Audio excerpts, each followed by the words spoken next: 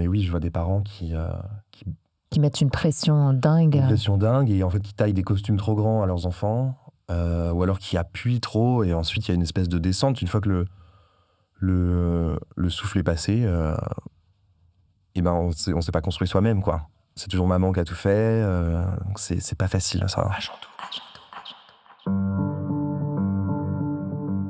Je suis Pascal Wakim. Je suis Rand Kalek. Vous écoutez Agent Double, le podcast qui dévoile les secrets des relations agent-talent. Un jeudi sur deux, nous recevons un ou une invitée qui vient nous parler de ce métier si particulier, celui d'agent. Le podcast Agent Double, c'est mettre pour une fois dans la lumière celles et ceux qui œuvrent dans l'ombre pour le succès des autres. Pour ne rater aucune de nos missions, abonnez-vous à notre chaîne YouTube Agent Double ou sur votre plateforme d'écoute préférée. Et pour des contenus exclusifs, suivez notre page Instagram Agent Double Podcast.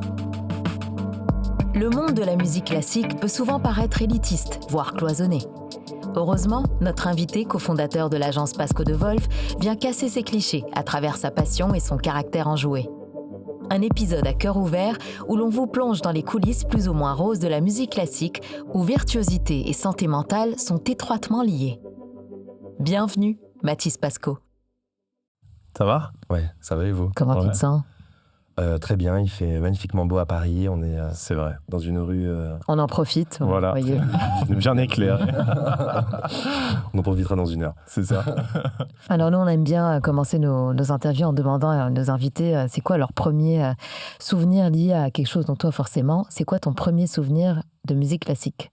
Ouais, parce qu'on va juste préciser, tu es agent de musique classique, de musiciens qui sont donc dans la musique classique. C'est pour ça qu'on va parler spécifiquement de la musique classique. Bah, ce sont des disques que j'ai eu chez mes parents, Ouais. et dont je me souviens avec une image très vive. C'était le Valse de Chopin, le troisième concerto de Beethoven, et un pot pourri des deux ballets Casse-Noisette et Le Lac des Cygnes de Tchaïkovski. Ok. Voilà. C'était des disques que j'écoutais en boucle. Voilà. Tu fais ce geste-là, c'était des vinyles en Oui, fait ? non, c'était, je mime le CD. haut-parleur. Ah oui.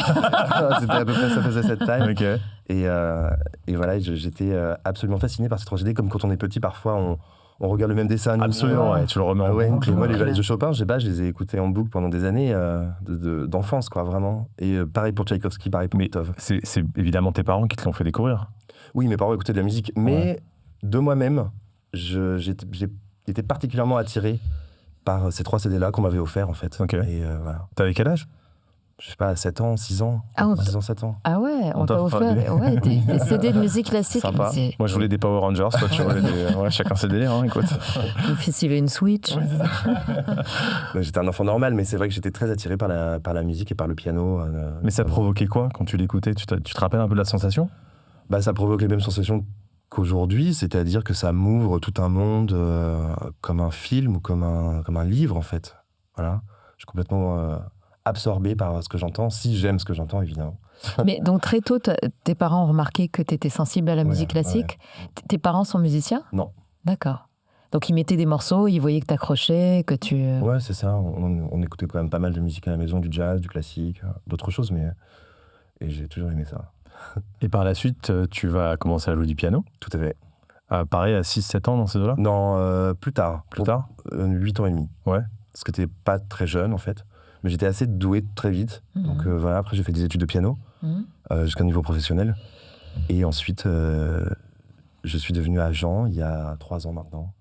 Donc t'es passé du monde professionnel en tant qu'artiste à celui d'agent. C'est ça, que j'ai pas tout à fait quitté en tant qu'artiste, mais je me consacre quand même beaucoup au métier d'agent. Ok. Voilà. Quand tu disais que tu faisais des études de musique, tu te destinais à la base à être pianiste professionnel ? Ouais, c'est ça, à être professeur, donner des concerts, voilà. Ouais, je l'ai fait d'ailleurs. Je l'ai fait, j'en ai vécu pendant... Parce que bon, la définition de musicien professionnel, elle est un peu floue, mais ça peut être pouvoir en vivre. Et j'ai pu en vivre. Oui.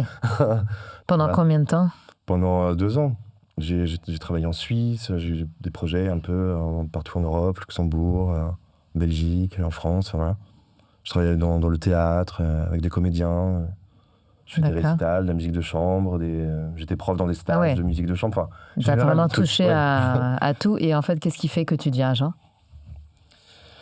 Qu'est-ce qui fait qu'on devient agent En quelle année déjà c'était ? Il y a 3 ans. Ouais, c'est ça, il y a 3 ans. L'amour des artistes, en fait. L'amour de ce contact avec les musiciens et avec la musique et de certains concerts absolument sublimes, quoi, qui touchent au divin quasiment. Et je trouve qu'il y a quelque chose d'utilité publique à ça. Et les musiciens ont besoin de personnes pour les aider. Donc en je suis un fait, peu dans cette démarche. tu t'assistes à des concerts, tu tombes amoureux de leur travail et là tu te dis il y a quelque chose à faire et moi je peux leur apporter ça. Oui, ou alors une fois qu'ils sont chez moi, je développe les choses et je leur fais faire des très beaux concerts. Ouais. Mais oui, ça peut aussi commencer par là. Ok. Et alors tu disais, donc, en fait la particularité de ton profil, c'est que comme tu es musicien toi-même et que tu es agent, ça te donne un petit peu cette double casquette où tu comprends ce profil hybride fait que tu comprends vraiment bien leurs enjeux. C'est ça. Qu'est-ce qui fait la différence pour toi ? Est-ce que, je vais reformuler ma question, est-ce que tu penses que tous les agents devraient être, en tout cas de musiciens de musique classique, devraient être musiciens à la base ? Non, pas devrait être, mais avoir quand même de grandes connaissances du répertoire. Je pense que c'est ça qui est important, c'est de pouvoir du tac au tac comprendre un programme ou élaborer un programme en 1 minute ou voire moins, ou au moins une ébauche, mais voilà, être quand même très très agile sur toutes ces questions-là, quoi. Oui, ça donne une légitimité aussi vis-à-vis d'eux, tu vois. Oui, bien sûr. Et ils me donnent des missions aussi que d'autres agents ne remplissent peut-être pas forcément, par exemple l'écoute des disques, des corrections, sur des enregistrements, ou voilà, quand je communique sur eux sur les réseaux sociaux, ils me font une entière confiance pour l'extrait que je vais choisir. Voilà. Alors qu'en général, ils savent que quelqu'un a filmé. Le premier réflexe, c'est vous m'envoyez avant, si vous voulez poster sur les réseaux sociaux, etc. Ouais, alors que là, ils savent que tu sais. Ils sont entre de bonnes oreilles. Ouais. C'est pas mal comme expression. Et en fait, tu disais, tu m'as dit au téléphone quand on s'est parlé, tu m'as dit finalement, j'étais un meilleur agent pour eux que pour moi-même. Ah oui, tout à fait, mais c'est encore le cas. Mais c'est-à-dire que quand toi, tu étais musicien, tu savais pas forcément te vendre ? C'était quoi le... Non, je me vendais très mal. Et puis, c'est aussi pour ça qui m'a poussé à un peu quitter le monde de la scène, parce que j'étais absolument désastreux pour m'occuper de mes propres affaires, quoi. Et de me vendre. C'est pas paradoxal de pouvoir s'occuper des autres et pas très bien de soi-même ? Les cordonniers sont souvent les plus mal chaussés. Oui, c'est ça. Ah non, je suis vraiment un mauvais agent pour moi et j'ai toujours été... et voilà. Et t'as pas l'impression que maintenant que tu t'occupes d'autres personnes, tu peux utiliser cette expérience pour toi-même ? Si, quand même. Mais après, il faut quand même bien séparer. Hein. Je veux pas brouiller les pistes et... j'ai des activités en tant que pianiste, en tant que prof. Ouais. Là, par exemple, tu vois, je suis sur une série Netflix, je fais du coaching pour une comédienne. En même temps, j'enregistre. Donc, ce sera mon enregistrement qui passera sur la série, etc. Donc voilà, je fais des choses, mais je veux pas... Il n'y a aucune concurrence, en fait, envisageable avec mes artistes. On n'est pas dans les mêmes réseaux. Ouais. Pas du tout. Vous n'avez pas les mêmes enjeux, en fait. On n'a pas les mêmes enjeux. Ils ont des carrières internationales. Ouais. Et voilà, moi, ça ne fait pas de moi un musicien moins profond, mais on n'a pas la même carrière. Alors justement, tes artistes, on va en parler un peu de ton roster. Donc, tu comptes une douzaine de musiciens à peu près ? Un petit peu moins. Un petit peu moins. 11. On est généreux. 11, je t'ai rajouté le prochain que tu vas signer. C'est ça. Alors, on a Philippe Bianconi, qui est l'un des plus grands pianistes français. Alors lui, en quelques mots, c'est juste de dire qu'il met un point d'orgue à l'interprétation des auteurs français, comme par exemple Debussy. Debussy et Ravel, dont il a sorti une intégrale. D'accord. En 2022, qui a fait beaucoup parler d'elle et qui a vraiment ruisselé ensuite sur toute une longue série de concerts sur 2 saisons là, dont on est absolument ravis. Ah, c'est bien ça. Ouais, c'est vraiment, vraiment, vraiment bien. Pour moi, c'est une grande réussite, ce disque à tout point de vue. Comment tu évalues un disque réussi ? Par les concerts qu'il va provoquer. D'accord. Par la suite. Bon, après, bien sûr, par musicalement, est-ce qu'il est bien ? Mais, par les critiques de la presse ? Par les critiques de la presse, évidemment, et par tout ce que ça va ensuite... générer comme flow. Tu as également Clément Lefebvre, qu'on a eu l'occasion et la chance d'aller voir. Grâce à toi, d'ailleurs. Grâce à toi, à la salle Corto. Ouais, franchement, c'était super. Ouais, c'était trop bien. Ça me rend pas il est associé au mot poète parce que voilà, il a une manière de jouer qui est vraiment propre, très, très intense. Très tendre aussi, non ? Il y a beaucoup de tendresse dans son jeu. Beaucoup d'images. Même dans sa personnalité d'ailleurs, après, quand il s'exprime à la salle, c'était très, très sympa. C'était trop mignon. Nous, on avait un programme où il y avait pas mal de choses un peu différentes. Tu peux nous dire ce qu'il y avait Il a commencé par le 2e cahier d'images de Debussy, ouais. Cloche à travers les feuilles. et La lune descend sur le temple qui fut, et Poisson d'or. C'est le deuxième cahier. Ensuite, il a joué 2 impromptus de Scriabine qui sont très peu connus, de la première période créatrice de Scriabine, ce qui est un peu le fil conducteur de son disque, c'est la première période créatrice de Scriabine. Du Chopin, avec Impromptu opus 53, 4e ballade. Mais alors attends, je suis fascinée par ta mémoire là. On parle d'un concert il y a 1 mois. Tu connais l'ordre du programme par cœur et le... Mais tu l'as programmé du coup, c'est toi qui as... Non, c'est Clément qui a choisi. Ok. Non. Ok. Mais je me souviens très bien de ce que j'ai entendu en concert en général. On a aussi Caroline Sageman, donc pianiste. Alors elle, on peut dire que c'est un peu l'enfant prodige du piano. Donc à 9 ans, elle fait son premier concerto à la salle Pleyel. Et puis elle est la plus jeune lauréate du concours Chopin à Varsovie. Exactement. Des choses peut-être un peu plus actuelles qu'elle a faites. Est-ce qu'elle a fait une collaboration avec Patrick Bruel? Oui, elle a fait avec Patrick Bruel un spectacle autour du musée Chopin. Elle travaille aussi dans le cinéma. Elle a fait toute la bande-son du dernier film, de l'avant-dernier film, parce qu'elle en a sorti un nouveau, de Karine Tardieu, qui s'appelle Les Jeunes Amants, avec Fanny Ardant, Edith Poupeau et Cécile France. Ouais. Je vois tout à fait. Et le compositeur s'appelle Éric Slabiak, c'est celui qui fait la musique. C'est un grand ami de Caroline. Donc c'est elle qui joue toute la bande-son. On peut s'arrêter sur cette info quand même. À 9 ans, elle joue à la salle Pleyel. Ouais. C'est fou. Mais il y a une de ses biographies qui dit le public stupéfait voit débarquer une gamine, une gamine. À 9 ans, tu m'étonnes. Et qui domine l'orchestre, qui tient tête à l'orchestre. Vraiment, elle a toujours eu ce tempérament-là très très jeune. Incroyable. Ouais. C'est vraiment prodigieux. Prodigieux. Ouais. Tu as également le Quatuor Talik. Ouais. Tout à fait. Talik. Pourquoi j'ai dit Talik? C'est drôle. Mais c'est toi tout à l'heure. Elle m'a contaminé. Quatuor Talik, évidemment, puisqu'ils sont tchèques. Ouais. Exact. Également Ruslan Talas, ouais. Violoniste. Oui, Ruslan. Qu'est-ce que tu peux nous dire de Ruslan? Un jeune violoniste. Là, la rencontre, elle est assez typique en fait entre un agent et un artiste, parce que je l'ai écouté par hasard cet été à un festival. Ça m'a beaucoup plu, vraiment beaucoup. On a réfléchi quelques mois l'un et l'autre et on s'est rappelé. Et on s'est re-rappelé. Il habite à Francfort, donc on a pas mal échangé par téléphone et on a décidé de signer, et les choses se sont mises en place très vite. T'es allé le démarcher après le concert, quoi? Non. Non, mais j'étais là, j'ai fait des photos, mais je l'ai pas démarché, non. C'est pas toi qui lui as fait comprendre que tu voulais travailler avec lui? Si, j'ai fait comprendre que j'ai beaucoup aimé ce qu'il faisait, et on s'est très bien entendu en fait.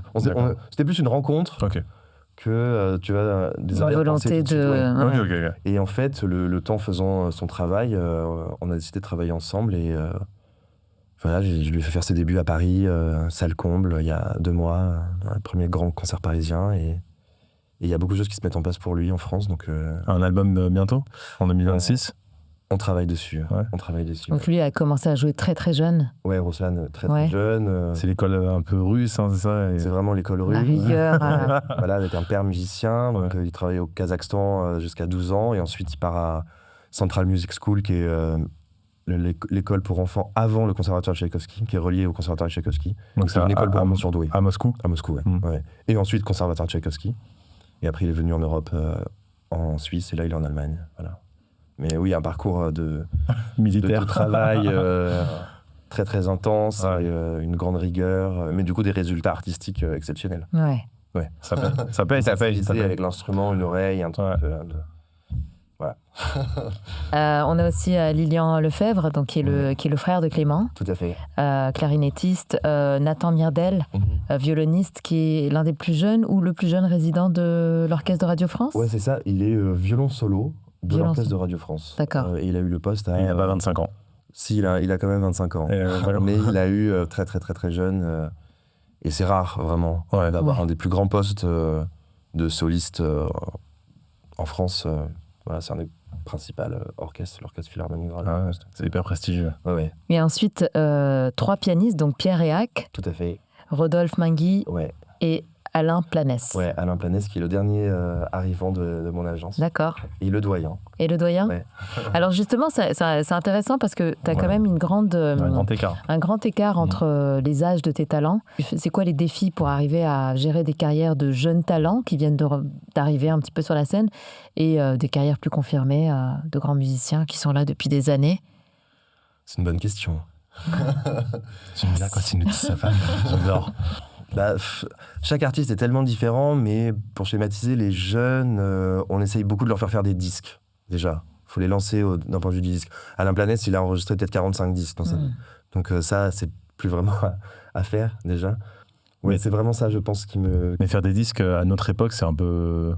C'est pas forcément ce qui rapporte le plus l'industrie du disque C'est aujourd'hui. pas ce qui rapporte le plus, non. C'est pas un peu la valeur d'autorité quand t'as fait un disque, c'est la référence en fait. Ça veut quand même dire quelque chose. Ouais.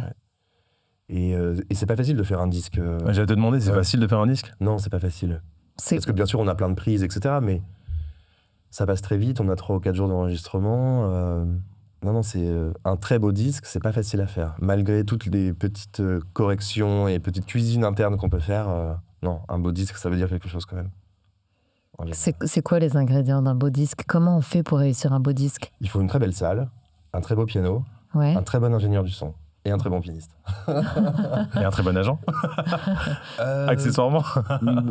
Oui. Pour réunir tout ce beau monde, il faut quand même... Ouais, et un beau label, Ouais. plutôt. Ouais. Et un bon agent, évidemment. Mais non, très très beau piano et très belle prise de son. Ouais. Ouais, vraiment. Et puis un très bon musicien, mais c'est ça qui va faire la différence. Entre des maisons de disques un peu plus confidentielles ou des maisons comme Dodge Gramophone ou Sony même. Bon, le résultat est quand même absolument impeccable à chaque fois. Parce que c'est pas des instruments studio ?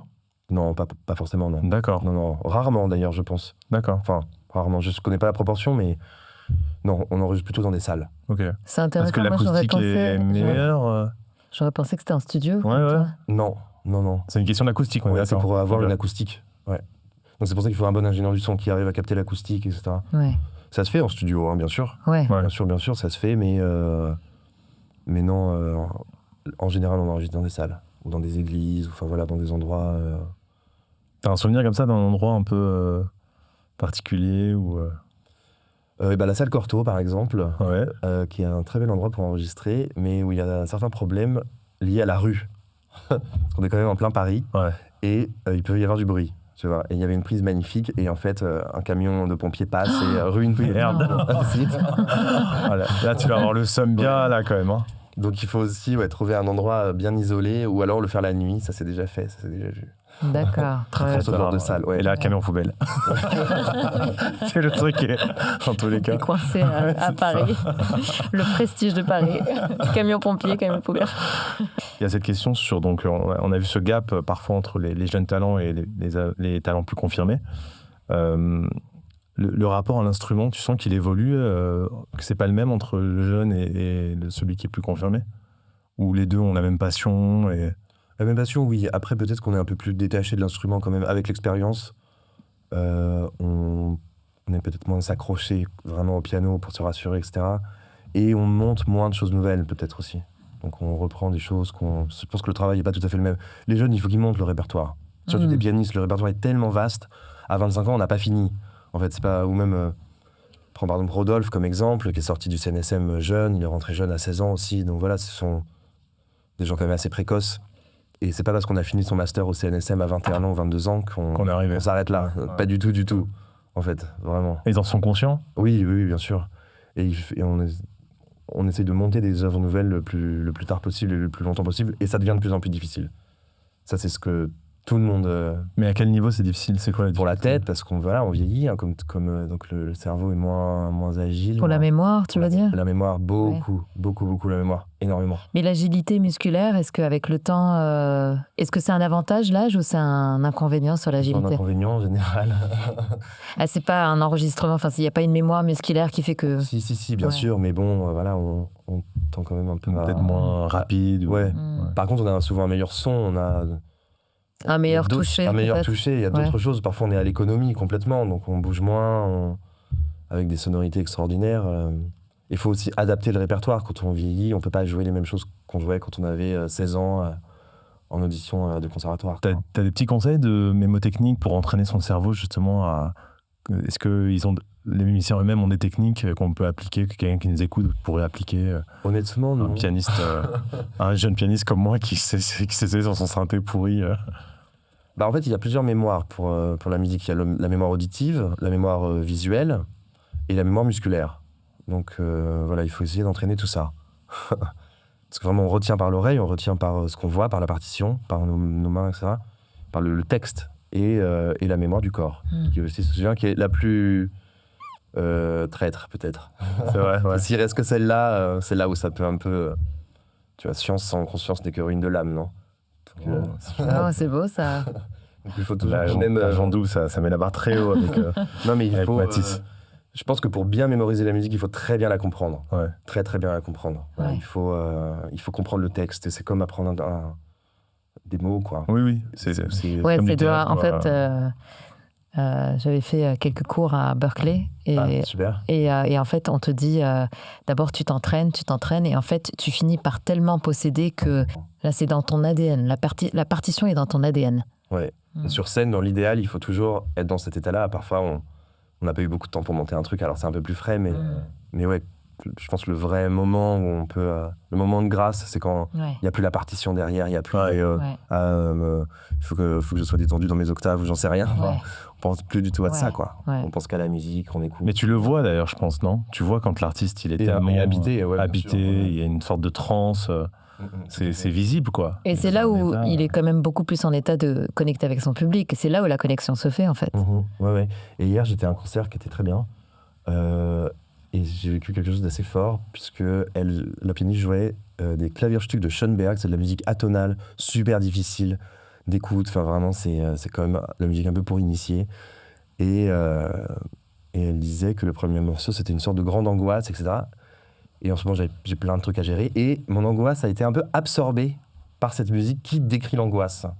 Ah ouais. Ouais. Et il y a une sorte de guérison, quoi. Et thérapie. ouais, non, mais musicale. franchement, j'ai senti qu'elle pouvait absorber quelque chose du public avec cette musique. Et j'ai trouvé ça formidable. De toute façon, les vertus de la musique sont prouvées, quoi. Ouais, Il y a énormément T'as de souvent musique, ce genre de vertus. ressenti? Est-ce que c'est l'effet de la musique classique sur toi? Non, moi, la musique, souvent, me rend plus triste, en fait. Enfin, là, c'est pas quelque chose de consolateur. Alors que là, hier, ça t'avait déchargé de quelque chose. C'est pas me rend triste. Mais si je suis triste, il faut pas que j'écoute de la musique classique. Ça va... Enfin, je peux le faire, en plus, et je le fais tout le temps. Tu te mets dans des moods. Mais ça n'aide pas. C'est pas consolateur. C'est plutôt l'inverse. Ça m'enfonce quasiment, en fait. Mais ça dépend des morceaux, non? Ça dépend bien sûr des morceaux. Tu peux mettre je sais pas moi, un Dvorak, c'est un peu, tu vois, c'est entraînant. Oui, tu peux mettre des symphonies, mais j'ai pas tout le temps envie d'écouter ça. Ouais. Et, un Ravel, c'est plutôt gai, tu vois. Ah, ça dépend. Oui, ça dépend, mais je veux dire, les notes, elles ont une expression, elles disent quelque chose. C'est rare que la musique m'apaise comme ça en concert. Après, évidemment, ça dépend du répertoire. Mais l'émotion du concert, c'est les larmes aux yeux qui montent tout de suite. On ne sait pas vraiment expliquer pourquoi. Donc, on associe ça à de la tristesse ou à enfin, je sais pas, une émotion vive, quoi. Ouais, c'est ça, ouais. C'est Alors plus que là, hier, vraiment, en live, c'était exceptionnel grâce à la pianiste. Tu peux juste expliquer c'est quoi une musique atonale à nos auditeurs? Ouais, alors... Merci. Voilà. Je vous conseille donc d'écouter. Atonal, c'est-à-dire qu'il n'a pas de tonalité Il n'y a pas de référence de tonalité. Ouais, donc, de manière très prosaïque, c'est une musique qui nous paraît très confuse, qu'on ne comprend pas du tout a priori, qui nous paraît très très éloignée de tout ce qu'on peut connaître. Voilà, c'est quand on écoute du Mozart et ça après, et c'est complètement fou. Elle n'est pas mélodieuse, tu veux dire? À sa façon, si, moi j'aime beaucoup, mais non, on n'est pas du tout dans... Mais c'est marrant, donc ça a eu l'effet de guérison chez toi, comment on appelle ça? Traiter Une catharsis. Voilà, une catharsis, exactement. C'était une catharsis pour toi. Ouais, c'est ça, mais la musique contemporaine peut me faire cet effet-là. Et ce qui est drôle aussi, donc tu évoques les passions que tu as pour la musique classique évidemment, mais ce qui est paradoxal ou pas forcément, mais tu écoutes aussi de la techno, et ça te provoque aussi pas mal d'émotions. Ouais, tout à fait, et c'est plutôt la musique classique que je pourrais affilier à ce que la techno peut m'apporter comme énergie. Donc, tu as la musique classique qui te down un peu, et la techno qui va un peu... Non, là je parle, on en avait parlé avec Pascal au téléphone, il y a évidemment beaucoup de musique classique complètement énergisante et vitalisante que j'écoute, comme de la techno en fait, ou comme D'accord. parce qu'il y a des grosses basses. Tu disais que ça te faisait le même effet en fait. Ça peut me faire le même effet, ouais complètement. C'est marrant, hein. Ouais. Tu t'en es rendu compte tout seul ou il y a un moment où tu t'es dit putain c'est fou, Non, je sais pas, c'est venu comme ça. Ouais. J'ai toujours été attiré par la techno, mais la bonne techno, enfin des trucs vraiment bien que je trouve. J'adore la sonorité et puis cette espèce de pulsation en fait qui s'arrête jamais qu'on peut retrouver par exemple chez Vivaldi complètement, En ce moment, j'écoute les concertos de Vivaldi transcrits à l'orgue par Bach, par Simon Preston, qui était un grand organiste anglais. Je vous ferai écouter tout à l'heure. C'est la même chose qu'un club berlinois, quoi. Ok. C'est énorme. Alors, pour moi, en tout cas. D'ailleurs, c'est drôle parce que mais même le jazz, il y a des morceaux de Bach qui ressemblent un peu au jazz, qui sont très très jazzy et tout, qui sont des préludes vraiment des rythmiques de jazz en fait. Bach, on peut le mettre dans tous les styles. Moderne. On peut le faire à tous les Hyper instruments. moderne. Ah, c'est fou. Bach, c'est vraiment le Saint-Père. Ah oui. C'est notre père à tous. Non, c'est vrai. Trop simple. Ouais.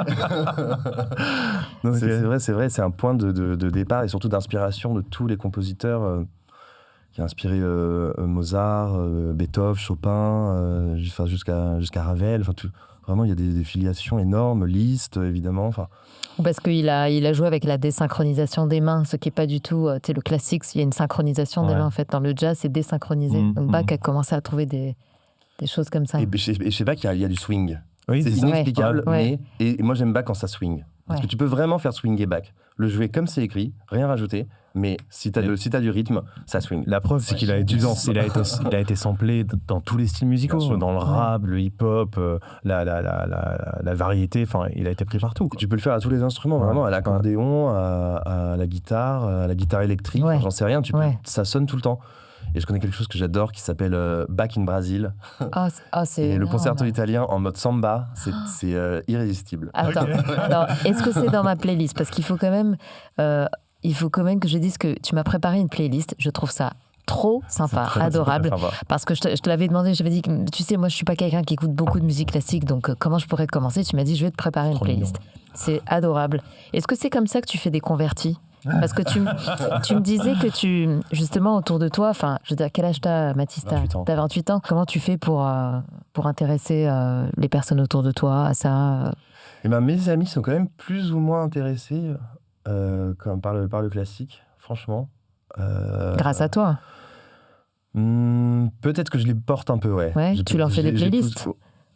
Non, mais je les emmène à des concerts, on en parle, je fais écouter des trucs. Oui, c'est sûr que voilà, c'est toute ma vie, donc ça fait partie de moi. Donc ils m'ont forcément accompagné à des concerts ou on a forcément mis des disques dans la voiture en partant en vacances. Et qu'est-ce que tu as mis dans cette playlist? Est-ce que tu as mis du Bach? Bien sûr. Ah bah oui, forcément. Comment tu as choisi? Comment j'ai choisi? Comment tu fais une sélection à quelqu'un à qui tu veux faire découvrir la musique classique? Mais surtout quelqu'un que tu connais pas, du coup, parce que tu connais pas ses goûts à Pascal. Non, mais j'ai senti que cette chose de techno t'avait interpellé. Donc j'ai essayé de prendre des trucs très rythmiques. Ah, j'adore. Mais ça a souvent été remixé d'ailleurs, quand même, la musique classique. Ouais, bien sûr. Mais Bach, t'as raison, ça s'y prête. En fait, ça se prête à toutes les Bach, formes il est universel, en fait. Ouais. On va revenir un petit peu aux jeunes musiciens. À ton avis, à quel âge se joue vraiment la différence entre un futur grand musicien et un bon musicien? Tôt. Assez jeune, quand même. Quel âge? Je pense qu'à 18-19 ans, on sait. D'accord, j'aurais pensé même plus tôt que ça. Tu allais dire à 9 ans. Non, peut-être pas 9 ans, mais moi j'attendais genre 15 ans. Mais, ça dépend, non, parce qu'il y a quand même des parcours aussi différents, de gens très très forts, mais qui n'ont pas vraiment beaucoup travaillé, et qui se mettent à travailler un peu tard, vers 18 ou 17, 18 ans. Et c'est pas trop tard. Si t'es très fort au départ, et que t'as beaucoup travaillé petit, non, c'est rattrapable. Ouais. Par contre, commencer tard, non. Ouais. Mais voilà, je sais pas, je pense à peu près à cet âge-là. Et tu sens que c'est la même exigence de travail pour tous les instruments? Ouais. Que genre, il y en a pas un où c'est un peu plus compliqué. Genre, moi, je vois le violon, par exemple. Dans ma boîte de prod, on travaille avec Catherine Lara. Enfin, c'est jusqu'à maintenant, je sais pas quel âge elle a, tu vois, mais jusqu'à maintenant, c'est 5-6 heures de violon par jour. C'est incroyable. Ouais. Tu vois? Et je sais pas si le piano demande autant d'exigences en termes d'investissement de temps. Le piano aussi. Parce que le piano, contrairement aux autres instruments, il joue tout le temps. Okay. En musique de chambre, dans un quintet, dans une sonate, donc en duo, en trio, ou que sais-je, le piano est tout le temps là. Tout le temps. Ouais. Avec les chanteurs, c'est pareil. Et en solo, évidemment, bon voilà, on a toute la musique à gérer seul. Donc non, le piano, c'est quand même un instrument où il faut passer beaucoup de temps parce qu'il y a beaucoup d'informations à récupérer. Après, il y a des instruments, peut-être qu'on n'y passe pas 9 heures par jour non plus, au bout d'un certain moment. Mais il y a quand même une rigueur à garder, ouais. Ça, c'est sûr. Et la concurrence entre les jeunes musiciens, est-ce que tu trouves que c'est une concurrence saine qui va les pousser en avant ou ça peut être destructif? Ça dépend de quel bois on est fait, mais oui, il faut quand même être bien accroché, ouais. Faut, Non, mais dis les choses, que je sens que tu te retiens. Non, mais c'est vrai que la concurrence est hyper rude. Ça reste quand même des artistes, donc des gens très sensibles. Il faut avoir en soi cette force, vraiment. Et toi, tu décèles les personnes qui l'ont ou qui l'ont pas? Ouais, enfin, oui, j'ai pas l'oreille absolue pour détecter ça, mais oui, quand même. Ouais, on voit bien. Et d'ailleurs, il y a des gens qui n'ont pas les carrières qu'ils devraient avoir, parce que justement, il leur manque ça. Alors que c'est des musiciens géniaux. Et puis il y a aussi, j'imagine, l'entourage qui joue beaucoup dans ça, surtout quand t'es jeune en fait. Quand t'es jeune, c'est vraiment l'entourage qui va faire la différence. Vraiment. Et justement, on va arriver à l'entourage, donc la présence des parents. Alors on sait que les parents sont quand même indispensables, je pense, dans la construction d'une carrière quand t'es jeune. Ils vont soit pousser ou soit ils vont peut-être pas être là. Ça t'est arrivé de devoir mettre des parents un petit peu de côté parce que tu sentais qu'ils étaient trop présents Non, ça m'est pas arrivé moi, mais ça m'est arrivé de vouloir le dire à des parents que je peux voir, vraiment. Et tu t'es pas senti, enfin tu l'as pas fait pour quelle raison? Parce que j'ai eu peur que ce soit malvenu en fait, ou mal poli. Mais oui, je vois des parents qui mettent une pression dingue. Une pression dingue, et en fait qui taillent des costumes trop grands à leurs enfants. Ou alors qui appuie trop, et ensuite il y a une espèce de descente. Une fois que le souffle est passé, et ben on s'est pas construit soi-même, quoi. C'est toujours maman qui a tout fait. C'est pas facile, ça, vraiment. Mais c'est propre à la musique classique, tu crois? Oh non, il y a ça sûrement dans le sport aussi, ouais. Ou Le projet Mbappé, tu sais. Oui, Mbappé, à mon avis, c'est toute une entreprise familiale. Ah bah oui, clairement. C'est un talent, des parents malins, qui ont tout de suite vu qu'il y avait un talent exceptionnel en fait chez l'enfant. Et ensuite, voilà, on sait où ça a mené. Mais est-ce que justement il y a des leçons qu'on peut tirer du sport et qui peuvent nous servir dans la musique classique, parce qu'on a un peu les mêmes enjeux au début? Pour moi, c'est vraiment très similaire. Ouais. Parce que le sport, il faut avoir commencé tôt. Le gymnase, ils ont commencé, c'est pareil, à 30 ans. Danse classique, pareil. Puis tout, athlétisme, ou même au foot, n'importe quel grand joueur, ou de basket, enfin peu importe le sport, je pense, quasiment. Ça se joue dès l'enfance. Un talent, en fait. Enfant, vraiment un talent comme ça, inné, et un goût de la chose, de la discipline, quoi. Mais du coup, pardon, en musique classique, justement, tu dirais le point de départ, c'est quel âge? À quel âge c'est trop tard? Je sais pas... à l'adolescence, commencer à l'adolescence, c'est quand même pas facile. Ça s'est vu, mais il faut être très très fort.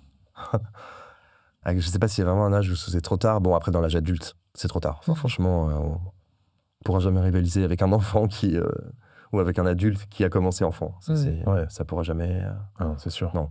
Et le sport, c'est pareil. Pour faire de la gym, tu seras jamais aussi souple que telle athlète chinoise ou russe ou française. Qui a fait les JO, par exemple, cet été, quoi. Mais, vas-y, pardon. Non, dis-moi. Je t'en prie. Je sais pas, je suis dans mon courant d'idées, là. Vas-y. Non, je sais plus, je l'ai perdu. Oui. Non, mais justement, quand tu es avec ce genre de cas où tu sens qu'il y a une pression qui peut être malsaine de la vie, de l'entourage vis-à-vis de l'enfant, tu vois des signaux d'alerte? Tu sens que l'enfant, il est impacté? Ou est-ce qu'au contraire, il est encore dans son moule et puis c'est plus tard que ça va se déclencher? Oui, on peut voir quand même des enfants assez étranges socialement, je pense. Franchement, ouais, pas très adaptés, quoi. Ça, c'est sûr. Mais c'est des parents qui sont souvent musiciens eux-mêmes? Parce que toi, par exemple, t'es devenu pro, mais t'avais pas de parents musiciens. Non, souvent... Bon, bien sûr, ça existe, les fils de musiciens, mais c'est pas les enfants de grands musiciens qui sont en général les plus grands musiciens. C'est quand il y a un musicien qui n'a pas vraiment fait carrière, mais qui du coup met toute son énergie dans il projette là, ça marche. Là, ça marche à 200%. En général, les grands musiciens ne veulent pas faire eux-mêmes de leurs enfants des parce qu'ils prodiges, savent ce que ça coûte. Pas du tout. Et si on revient sur Bach, la famille Bach, c'était une plus grande famille en fait, de musiciens de l'histoire. Et ils sont tous musiciens. C'est des familles assez incroyables. Ses enfants étaient très doués, son père aussi. Et pourquoi on connaît que Jean-Sébastien? Ah non, les gens chrétiens. Non, en vrai, non, mais Pour Philippe Emmanuel. oui, mais pour les gens comme nous qui sont, Oui, non, tu ils sont vois, un peu plus confidentiels, les autres. Ouais. je savais même pas que c'était des familles de musiciens, par exemple. Ah si, la famille Bach, c'est une énorme famille de musiciens et un peu comme des artisans, en fait, de père en fils. Ouais. De père en Ok. fils. Et toi, à défaut de faire une réflexion aux parents, comment tu protèges ou en tout cas comment tu réagis quand tu vois un enfant vraiment trop mis sous pression avec ses parents? Quel est ton rôle à toi dans ça? Bah, moi, mon rôle, il est... je sais pas, je leur parle mentalement. Je me vois pas de leur dire, honnêtement. C'est pas à moi de le faire. C'est pas ton rôle. C'est pas mon rôle. Peut-être maintenant, aujourd'hui. Pourquoi tu dis que c'est pas ton rôle, justement? Bah, parce que c'est pas mes artistes, donc voilà, c'est des gens que je vois dans le paysage. Ah, d'accord. Non, c'est pas des artistes Si à moi. c'était tes artistes, t'aurais eu. Ah, si c'était mes artistes, oui. Ah, Ouais. voilà. Ah, Ok. d'accord, ok. Ah, non, C'est là, plus clair là, d'accord. Oui, Non, non, c'est bah, ça que je voulais- j'ai pas je comprenais d'enfants, donc, mais je vois Ouais. les enfants, tu vois la relève qui arrive, là, les très jeunes, 14-15 ans, Ouais. qui sont assez connus, qui jouent pas mal, que je suis d'assez près. Ouais. Voilà, c'est pas mon rôle, même si je peux avoir de l'amitié en plus pour eux, on se connaît, mais ce sont pas mes artistes. Hmm. Donc je me voyais pas vraiment, Ouais, même ça- si en soi, quelqu'un pour confronté, donner en à leur... fait. Ouais, Ouais.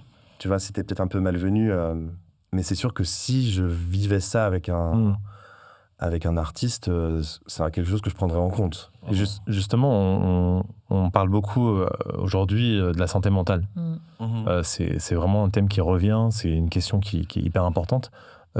Tu sens que justement les musiciens de musique classique, ils ont une santé mentale plus fragile ou au contraire plus forte vis-à-vis de leur expérience ou des problèmes de l'entourage? Bah, c'est tout le propre des artistes qui réussissent, je crois. C'est une grande fragilité et en même temps une force énorme qui leur permet de tenir et de ne pas s'effondrer. Hmm. Donc, mais oui, c'est pas les gens les plus heureux et les moins tourmentés du monde, ça c'est sûr. Est-ce qu'il y a des outils aujourd'hui, des recours, des méthodes auxquelles peuvent avoir recours les jeunes musiciens, par exemple, s'ils veulent arriver à mieux s'équiper mentalement, supporter cette pression que ça leur demande? Pas franchement, je crois pas. Je vois pas ce que...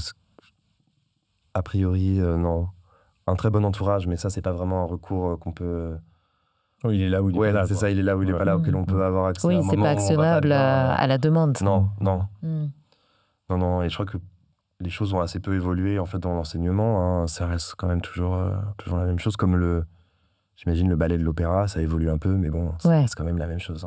Hein. C'est quelque chose que t'aurais aimé voir évoluer aujourd'hui ou t'aurais aimé qu'il y ait des solutions, justement, pour en avoir été témoin? Bah, c'est assez étonnant parce que ça peut briser des existences et en même temps, c'est ça qui crée des talents immenses. Donc, non, mais c'est vrai, terrible. c'est le Oui, c'est paradoxe, terrible, en ouais. fait. Tu vois, Mozart, terrible. son père était un grand compositeur reconnu de son temps, etc. Et il a tout de suite vu le talent de son fils et il lui a fait faire le tour de l'Europe jusqu'à le rendre malade, en voyage, etc. Et pour le faire jouer partout. Et ça a donné Mozart. Donc, c'est très étonnant. On vole une enfance pour ensuite donner une vie de talent et une vie d'art, mais c'est assez... C'est le prix à payer. C'est quoi. le prix. Le prix à payer est très fort. Et je vois pas vraiment comment on peut changer ça, finalement. Enfin, Ouais, est-ce qu'il n'y a pas une façon plus équilibrée de voir les choses? si, bien sûr. Après, ça dépend aussi beaucoup des parents, hein, parce que quand on a 8 ans, c'est quand même nos parents Hmm. qui sont responsables de nous et qui clairement. vont gérer la plupart des Ouais. choses. Bien sûr. Donc ça c'est entre leurs mains. Mais Pascal faisait une remarque intéressante quand on est sorti du concerto de Clément Lefebvre l'autre fois. Elle a noté que finalement le classique n'a pas évolué. C'est toujours voilà. Dans ses codes. Dans ses codes, c'est toujours le soliste, son instrument, le public qui attend. On qui a- n'applaudit pas entre Voilà, les on est morceaux. hyper dans l'écoute, la tenue vestimentaire, hyper Ouais. machin. Tu vois, il y a un truc comme ça qui est un peu sacralisé. inamovible, ouais. Ça, c'est un truc que j'aimerais bien faire avancer, par contre. T'aimerais bien voir un Ouais. André Agassi arriver avec sa tenue violette et sa... Ouais, ou je sais pas, au moins s'habiller comme on veut, quoi. Avec style. Enfin, j'en sais Sofiane rien. Pamar, il le fait un peu. Sofiane Pamar, c'est encore autre chose. Oui, mais du coup, il a son style vestimentaire, tu vois. Mais il est enfin, très, très décrié dans le milieu du classique. Hmm. Moi, c'est quelqu'un que je trouve doué, honnêtement. J'écouterai pas sa musique des heures, mais je trouve pas ça inaudible ou désagréable. C'est quelqu'un qui a des moyens pianistiques et voilà, qui a une bonne tête pour faire de la musique improvisée. Mais tu trouves pas qu'il vient un peu casser les codes, justement, du classicisme? Bah, en fait, il s'est pas du tout fait intégrer dans le milieu. Et il est pas du tout dans le réseau classique. Mais c'est parce qu'il casse les codes, peut-être qu'il n'a pas été intégré. Parce qu'il joue pas vraiment du classique, D'accord. tu vois. Il a une formation classique et ça ressemble à du classique. Bah, aujourd'hui, c'est plus du piano pop, non, je dirais. Ouais. Oui. Piano clairement. pop ou je sais pas comment on pourrait appeler ça, le néoclassicisme, tu vois. On revient à des trucs un peu simples, qui est complètement opposé à Schoenberg dont on parlait, où là c'est au Boulez ensuite, tu vois. Ouais. Vraiment, on est rentré dans un XXe siècle avec une musique un peu déchiquetée parfois. Et là, on revient à des choses beaucoup plus simples, comme Philip Glass ou Arvo Pärt, que j'aime beaucoup en plus. Oui. Et Sofiane Pamart, il est peut-être un peu plus dans cette veine-là. Et surtout, il n'interprète pas de partition. Enfin, moi, a priori, il joue jamais une sonate de Mozart. Mais est-ce que tu trouves pas justement que ce côté un petit peu... ça rend pas la musique classique un peu à part, tous ces codes vestimentaires comment t'aimerais casser ça? Bah ça, c'est pas facile, mais je sais que dans d'autres pays, c'est pas du tout comme ça. Notamment les pays slaves, où la musique est beaucoup plus accessible à tout le monde. Si je reparle de Ruslan, il sait improviser, il sait faire de la musique traditionnelle, il touche un peu au jazz. Enfin, voilà, il y a quelque chose de beaucoup plus organique. Il a en fait. plus de cordes aussi. C'est-à-dire, il peut à la fois jouer des choses très très classiques et du folklore. Ouais, il fait un peu tout ce qu'il entend, quoi. Tu vois, sans cloisonner. Parce que parfois, les musiciens classiques, certains peuvent être quand même très très enfermés. Tu vas pas avoir beaucoup de rythme, pas beaucoup de lâcher prise, pas beaucoup de charisme sur scène. Enfin, tu vois, c'est des choses qui sont quand même importantes. Et oui, ils peuvent créer peut-être une distance avec le public. Et après, pour changer ça vraiment, je sais pas si j'ai la réponse ce matin. Moi, j'ai des musiciens avec qui on travaille dans la boîte de prod qui parfois viennent du classique et ont du mal à improviser, quoi, ou à jouer sans partition. Pour eux, c'est quelque chose qui est quasiment inconcevable. Oui, Ils ont beaucoup de mal, tu vois. Alors là, c'est en solo, amuse-toi et tout, et là, ils sont un peu perdus, tu vois. Impossible. Mais c'est drôle, je trouve, parce qu'ils maîtrisent tellement l'instrument, tu devrais te dire, bah, tu peux t'amuser avec, faire ce que tu veux. Et en fait, non, ça les bloque un peu. Ouais, c'est vraiment bloquant. Faut avoir travaillé ça aussi, en fait. Si tu as travaillé l'improvisation, c'est quelque chose qui s'est perdu au fil de l'histoire de l'enseignement de la musique, parce que l'improvisation, c'était obligatoire. Tu vois, Bach, Mozart, Beethoven, Liszt, Chopin, c'est des improvisateurs hors du commun, des génies de l'improvisation. Vraiment. Et ça faisait complètement partie de la formation musicale pendant très longtemps. Mais ça signifie jouer sans partition. C'est ça la définition. Improviser, c'est ça. Ouais. On te donne un thème, tu le développes, t'improvises, quoi. Tu crées une mélodie à partir de... Ouais, tu crées une mélodie, tu la développes. Voilà. Donc ça, c'est vrai que c'est quelque chose qui s'est pas mal perdu. Et c'est dommage. Ouais, c'est dommage. Ouais. Vraiment, c'est dommage. Donc tu veux dire que dans les concerts classiques à l'époque, il y avait une part d'interprétation de partition et une part ouais. Bah, notamment dans les concertos, qui sont les œuvres avec orchestre. Ouais. Traditionnellement, dans le premier mouvement d'un concerto, il y a ce qu'on appelle une cadence qui est à la fin du morceau, la fin du mouvement, où le soliste va avoir un grand solo et va pouvoir montrer toute sa virtuosité, toute son expressivité sans l'orchestre. Et ça, c'était improvisé avant. C'est génial. Ouais. Mais alors, donc en fait, ce que tu as... chaud pour le faire, mais ouais. Et il revient après dans le thème. Tout à fait. Donc il arrive, il rebondit, comme du jazz, quoi. Ouais, c'est ça, tu vois, dans un premier mouvement de concerto, il y a 2 thèmes en général. Ouais. Donc voilà, il va prendre un thème, il va faire le premier thème, il le transpose, il le développe, il le mélange avec le deuxième thème. Enfin voilà, on reconnaît les éléments du mouvement très très bien. Virtuosité, quoi. Mais alors, ces éléments ont disparu aujourd'hui. Donc le classique se renferme encore plus sur ce qu'il est. Le classique, donc voilà ce qu'on disait avant, on n'applaudit pas entre les morceaux, etc. Ces codes, en fait. Est-ce que c'est quoi l'avenir alors du classique dans une époque qui évolue, dans notre époque contemporaine? Comment est-ce que le classique trouve encore sa place, se développe? Je rebondis juste sur les applaudissements. Ouais. C'est vrai qu'applaudir parfois entre les œuvres, ça peut vraiment déconcentrer. D'accord. Et ça peut être contre-productif musicalement. Ok. Parfois, c'est vrai que c'est gênant, on a envie d'applaudir et on n'applaudit pas, ou là, il y a une gêne. Parfois, c'est vraiment nécessaire de garder le silence et, tu vois, d'enchaîner les mouvements sans applaudissements. Et le signal doit venir de l'artiste, en fait. Ouais. Okay. J'ai un exemple très, très marrant d'un grand concert de Vadim Kolodenko, qui est un magnifique pianiste et qui a enchaîné ces 2 parties de programme sans applaudissements. Et il a quand même joué une grande œuvre qui durait 20 minutes. Donc bon, les gens commencent à applaudir et il a fait comme ça. Et d'un coup, il s'est posé au clavier et il a fait... Et la salle s'est tue. Il a éteint l'interrupteur. C'était extraordinaire. Et en fait, il y avait une vraie volonté artistique derrière. Il voulait que ça s'enchaîne. Ok. Tu vois. D'accord. Il voulait que sa partie de concert, il n'y ait pas de Pas d'applaudissements. Glenn Gould détestait les applaudissements aussi, c'est pour ça qu'il a arrêté la scène, notamment, enfin, une des raisons. Ah oui, À ce point-là. Ouais, c'est pas que pour ça, mais c'est quelque chose qui le gênait énormément. ouais. Et donc, je reviens à ma question. C'est quoi l'avenir de la musique classique dans une époque contemporaine où on reste assez attaché au cérémonial? Bah pour moi, la musique classique, son avenir, c'est que c'est une musique live, en fait. C'est bien en live, le classique, je trouve. Moi, pour faire découvrir du classique aux gens, je les emmène au concert. Parce qu'il y a un truc magique qui se passe quand c'est un bon concert. Ouais, tu peux pas le savoir en avance. Et ça, voilà, cet aspect-là, vraiment de musique live, qu'on essaie quand même de retrouver un peu de plus en plus, non, j'ai l'impression. Absolument. Tu vois, quelque chose de plus authentique, voilà, pas d'autotune, pas de... mais vraiment un moment de partage. Ce que j'adore dans les clubs de jazz, par exemple, tu vois, où là, c'est complètement... ça fait partie de l'ADN, en fait. C'est ce que j'allais dire, le jazz est fait pour le live. Ouais, et le classique pour moi aussi, en fait. Donc, il y a vraiment amener les gens au concert. Je crois que c'est ça, vraiment. Faire les disques, etc., évidemment, c'est génial, mais ça concerne quand même pas la plus grande majorité. Et tu sens que les jeunes, on arrive à les attirer encore dans le classique? Bah, à Paris, surtout, ouais. Quand même, quand tu vas dans les salles de concert, comme la Philharmonie, c'est très jeune. Ou le Grand Hall de la Villette, tu vois, je suis allé voir Deuxième symphonie de Malheur mise en espace par Castellucci, qui était un truc qui a fait un peu de bruit, et franchement, il y avait que des jeunes, quoi. Vraiment. C'est bien. Ouais, c'est bien. Et aussi, ouais, ramener la musique classique pour tous les gens qui aiment la culture globalement, disons, si on schématise. Tu vois, si t'aimes aller au musée, faut aller aussi au concert classique, quoi. Parce que j'ai plein de copains qui sont passionnés de peinture, mais qui peuvent peut-être mettre cet art-là un peu de côté parfois, ou de cinéma, mais il faut le raccrocher, je pense. Ouais, il faut la vivre, cette expérience. C'est ça, il faut vivre. Il faut la sentir. C'est comme aller au théâtre, c'est vraiment... Le théâtre, tu peux lire la pièce, etc., c'est super, mais aller au théâtre, c'est une expérience. Bien sûr. Il se passe un truc. Bien sûr. Et au concert classique, parfois, moi, je m'ennuie terriblement, et en fait, voilà, ça me met en difficulté parce que j'ai envie de partir, mais il reste 1h15 de programme. Non, mais c'est vrai, tu vois.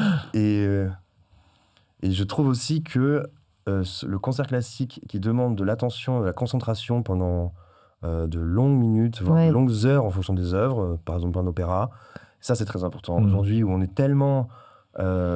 interrompu tout le temps par nos téléphones, où dès qu'on a une seconde dans le métro, on scrolle, on regarde des vidéos pendant 2 secondes, faire vraiment des trucs débiles. C'est vrai. On s'en rend compte. Je pense que les gens ont une prise de conscience en ce moment. Parce que j'en entends. C'est méditatif presque. Ouais, tu te concentres. Voilà, tu t'arrêtes. Et même si c'est pénible, et ben moi, des concerts pénibles m'ont sûrement apporté des choses. J'adore. Parce que j'ai médité pendant ce temps-là. J'ai réfléchi et je me suis ennuyé, j'ai pas bougé, et voilà. Et en fait, j'étais content à la fin parce que. Et c'est important de s'ennuyer. On oublie en fait que ne rien faire ou juste être en prendre quelque chose et pas forcément dans l'action permanente, c'est hyper important pour le cerveau. C'est pas grave. Ah non, si on s'ennuie. C'est essentiel. En fait. Alors, il y a des concerts où on s'ennuie pas du tout, on en redemande. Et il y a des concerts où on s'ennuie, mais je crois que ça fait partie de l'expérience mentale. Puis, on va se le dire, les meilleures siestes. Au concert, c'est meilleur commenter assis, à quelle chose, mais ouais. Disons les choses.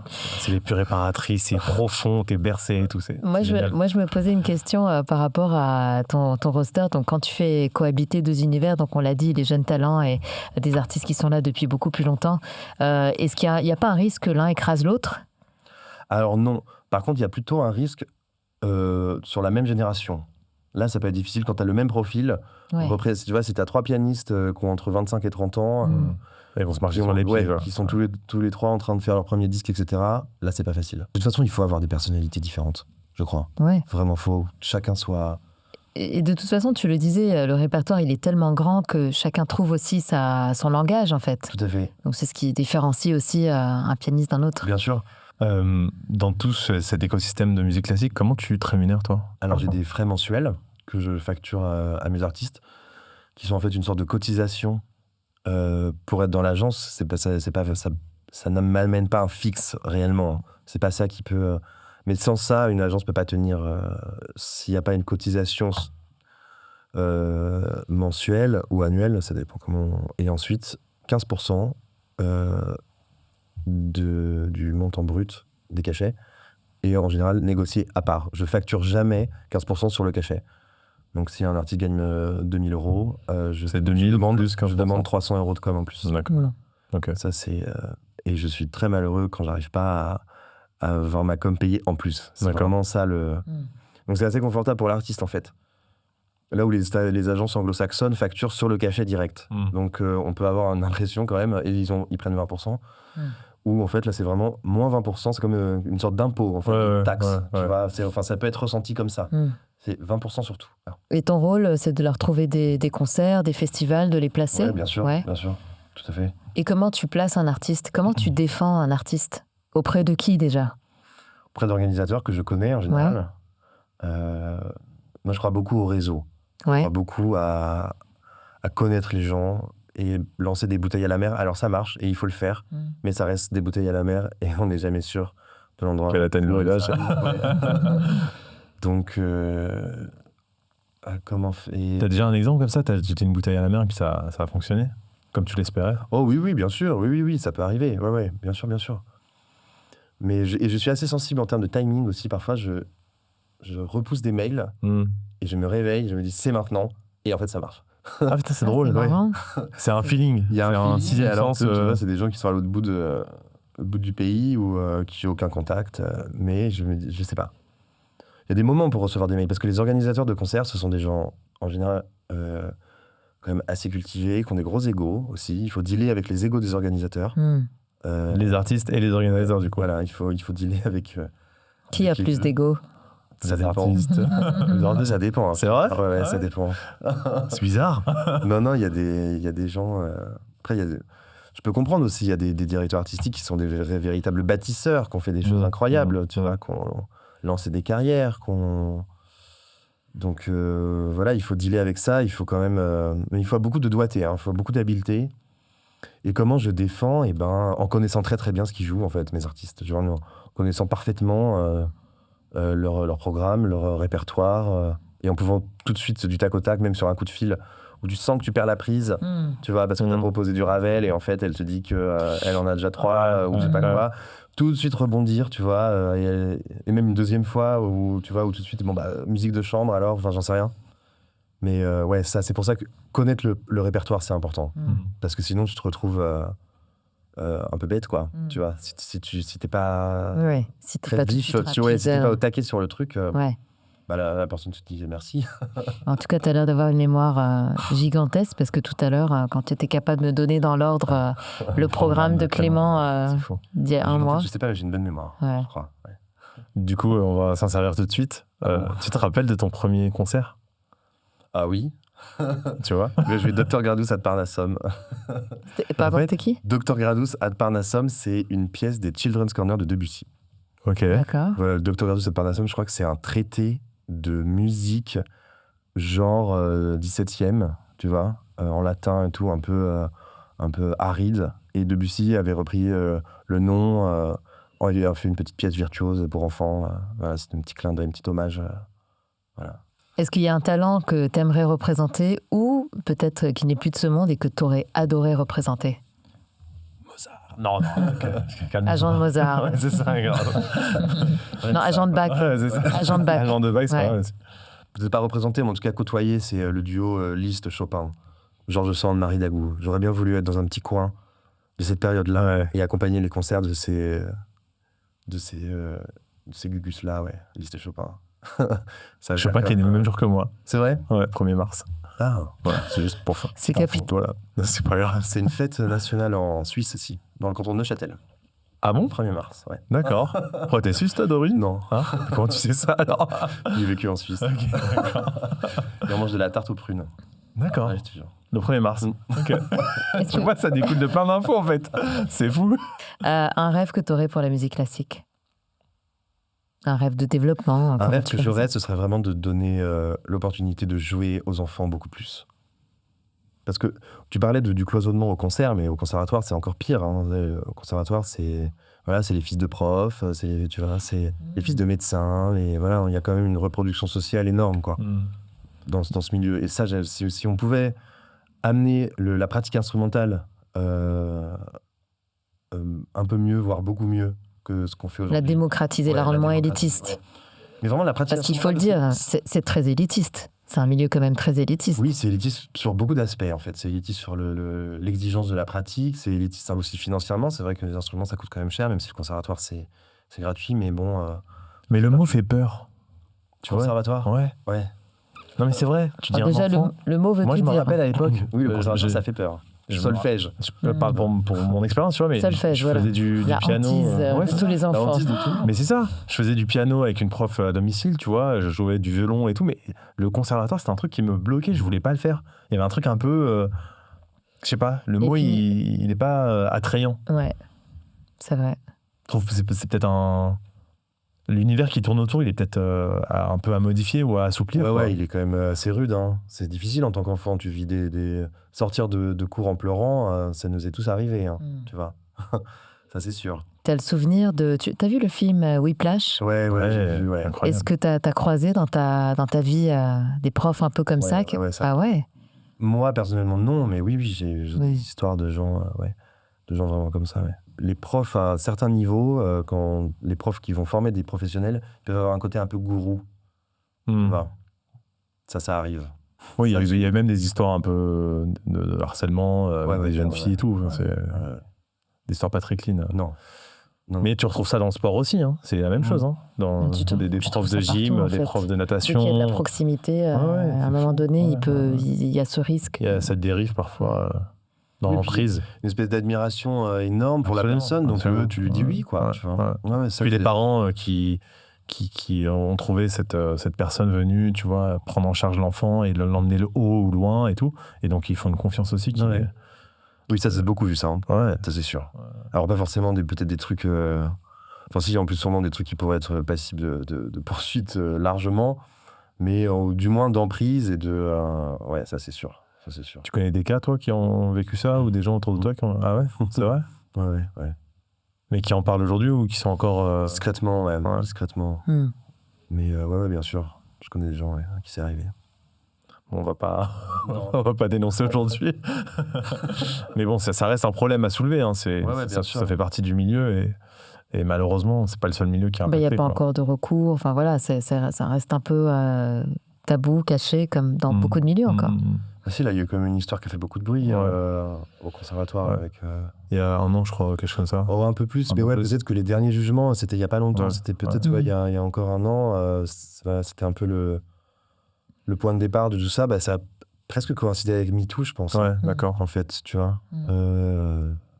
Et après, moi, tous les gens que je connais qui sont pas en lien avec ce sujet-là, eux, ils diront rien. Mais j'en connais plein. J'en connais vraiment plein. Mais ils disent rien parce que c'est une omerta ou parce Il y a une que... inscription, ouais, et puis non, c'est difficile de... ça, c'est dans tout le C'est milieu. mettre le doigt dans un engrenage. C'est et, ça, tu mets le doigt dans faut un pas truc. savoir, et, ouais. et puis, exactement. Les familles aussi qui n'ont pas vu, les parents qui n'ont pas vu et tout, c'est problématique. Ou qui Ouais, voulaient ou pas alors voir, les je sais parents pas. sont peut-être même plus là, tu vois. Moi, je pense Oui, que genre, ouais.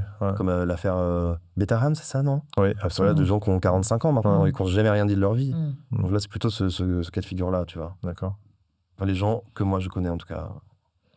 Un conseil que tu donnerais à des parents de jeunes musiciens talentueux Et peut-être que si on découvre un talent très très fort, envoyer l'enfant ailleurs en fait, tu vois, le laisser se développer tout seul, en internat ou tu vois, dans des écoles spécialisées. Donc l'éloigner en fait. Peut-être pas trop le couver, Ouais. enfin j'en sais rien, mais c'est des choses qui ont plutôt bien marché de ce que j'ai vu en tout cas.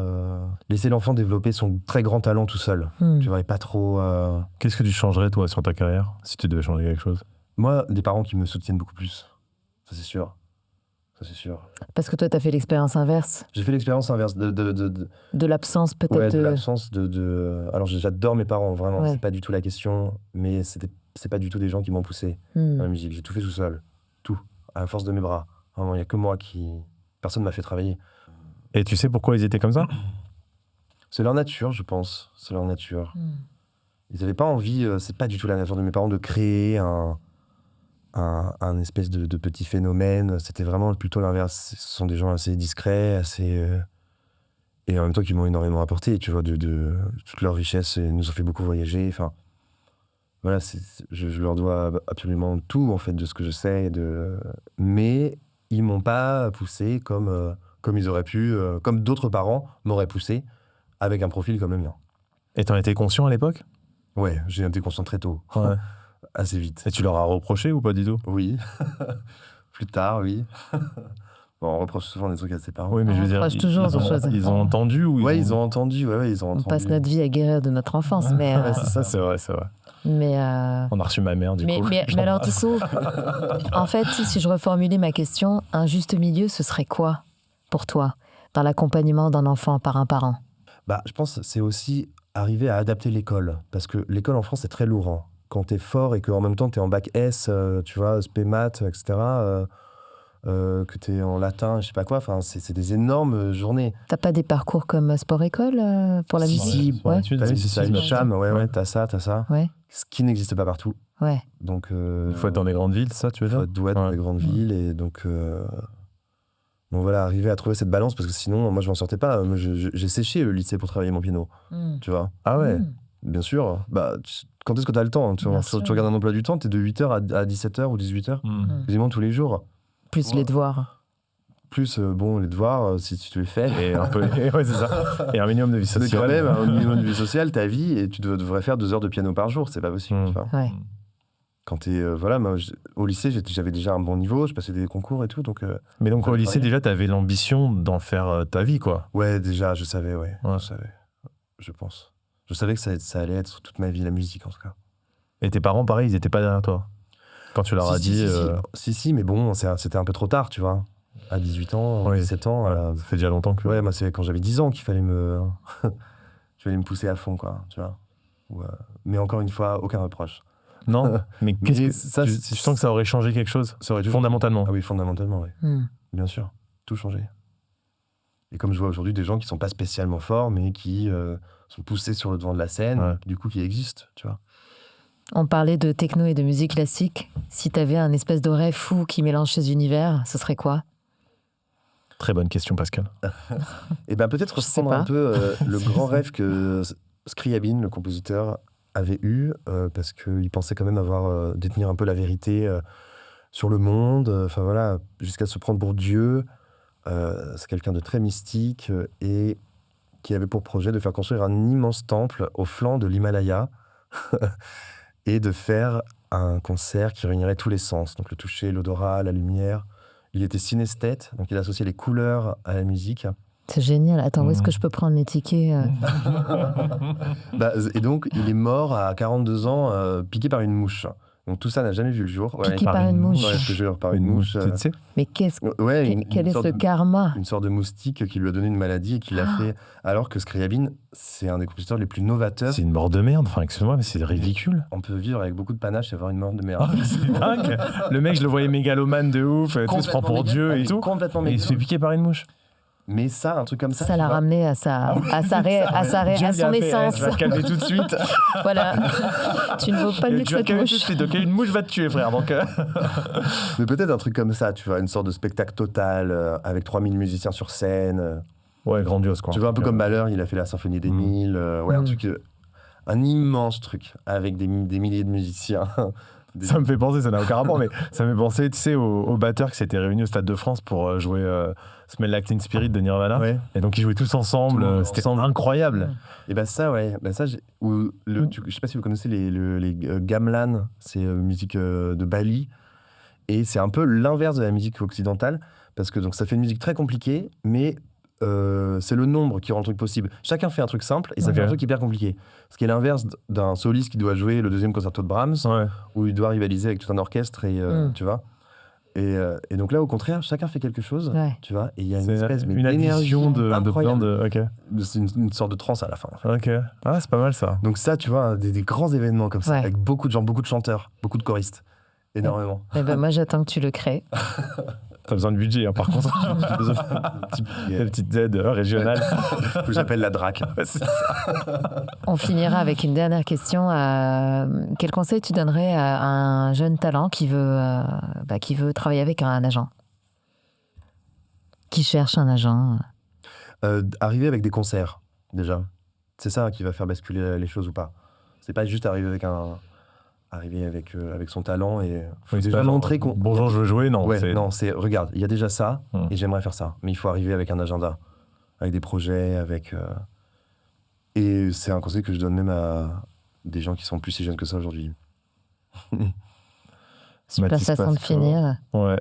On a C'est une petite tradition. la fin de ton agent double.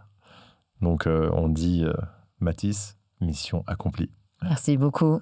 Merci à vous deux. C'était génial de te recevoir ici. Merci. Tu es le premier agent de musique classique qu'on reçoit, donc on était vraiment ravis. C'était une Ouais. discussion passionnante. Passionnant. Bien sûr, oui. Merci à vous. Merci beaucoup. Vous êtes une super rencontre et j'espère vous voir très souvent à des concerts Avec Avec plaisir. plaisir. Avec On plaisir. emmènera des amis. et pour des playlists techno-classiques. Exactement. Contactez-moi pour la playlist. Je vais de me la partager Mathis. d'ailleurs. Moi, je l'avais aussi. Hein. T'as pas de Hors de raison. question. Merci de nous avoir écoutés jusqu'au bout. Et maintenant, c'est à vous d'entrer en action. Votre mission, si vous l'acceptez, laissez 5 étoiles et un commentaire sur votre plateforme d'écoute. Abonnez-vous au podcast, à notre chaîne YouTube et à notre compte Instagram pour des contenus exclusifs. Et surtout, n'hésitez pas à partager autour de vous. Agent Double est un podcast indépendant. S'il vous a plu, et pour qu'on puisse continuer à le développer, vous pouvez nous soutenir en cliquant sur le lien dans le descriptif de l'épisode. On compte sur vous et on se retrouve dans 2 semaines pour un nouveau numéro d'Agent Double.